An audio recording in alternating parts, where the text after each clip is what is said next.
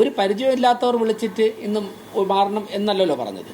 വർഷങ്ങളായി പരിചയമുണ്ട്. പല കാര്യത്തിലും പോലീസ് ഓഫീസറും ജനപ്രതിനിധികളൊക്കെ അങ്ങോട്ടും ഇങ്ങോട്ടും സഹകരിച്ച ഒരു ബന്ധം വെച്ചിട്ടാണ്, ആ സ്വാതന്ത്ര്യം വെച്ചിട്ടാണ് ചോദിക്കുന്നത്. ഒരു വനിത ഒരു കൗൺസിലറായിട്ട് വരുമ്പോൾ അവരെ കാണാനായിട്ട് വ്യക്തിപരമായിട്ട് വരുന്നവർ, ഇപ്പോൾ ഞാൻ മനസ്സിലാക്കുന്നത് അവിടുത്തെ ബാത്റൂമിൻ്റെ സൈഡിലൊക്കെയാണ് ഫയലും ടേബിളും ഒക്കെ വെച്ചിരിക്കുന്നത് ആ കൗൺസിലറുടെ ഓഫീസിൽ.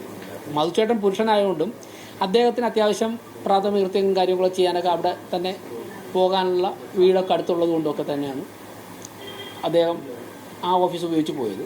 അപ്പോൾ ഇവർ വന്നപ്പോൾ അവർ തമ്മിലുള്ള വ്യക്തിബന്ധം വെച്ചുകൊണ്ട് ചോദിച്ചു, സമയമെടുത്ത് ആലോചിച്ചിട്ട് എന്നാണ് ഞാൻ മനസ്സിലാക്കിയത്. ശ്രീലേഖ ചേച്ചി എന്നെ വിളിച്ചിരുന്നത് കഴിഞ്ഞിട്ട് ഈ വാർത്തകളൊക്കെ വന്നതിന് ശേഷം ഞങ്ങൾ സംസാരിച്ചിരുന്നു.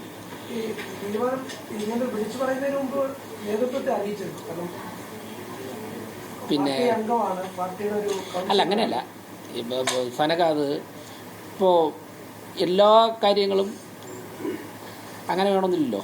അതായത് അവർക്ക് തമ്മിൽ നല്ല അടുപ്പമുണ്ട്. അടുപ്പം ഉള്ളപ്പോഴേക്കും എനിക്ക് അവിടെ കുറച്ച് സ്ഥലപരിമിതിയുണ്ട്, നിങ്ങൾക്ക് എന്തെങ്കിലും ഓൾട്ടർനേറ്റീവ് ഉണ്ടോ?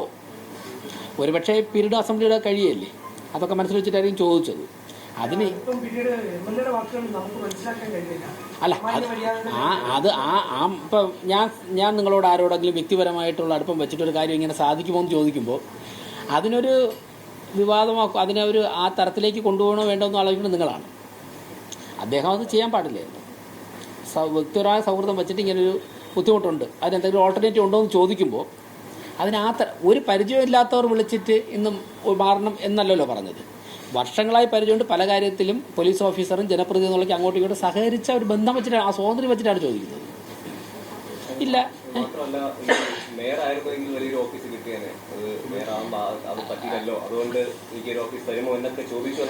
അല്ലല്ല, അങ്ങനെയൊന്നുമില്ല. അങ്ങനെയൊന്നും ചോദിക്കുന്ന അല്ല. ഞാൻ പറയാമല്ലോ, ഇത് അങ്ങനെ അത്തരത്തിലോട്ടുള്ള വ്യാഖ്യാനത്തിലൊന്നും പോകണം എനിക്ക് തോന്നുന്നില്ല. എന്നോട് പറഞ്ഞത് അങ്ങനെ പറയുമോ? ആരെങ്കിലും വിളിച്ച് അങ്ങനെയൊക്കെ സംസാരിക്കും?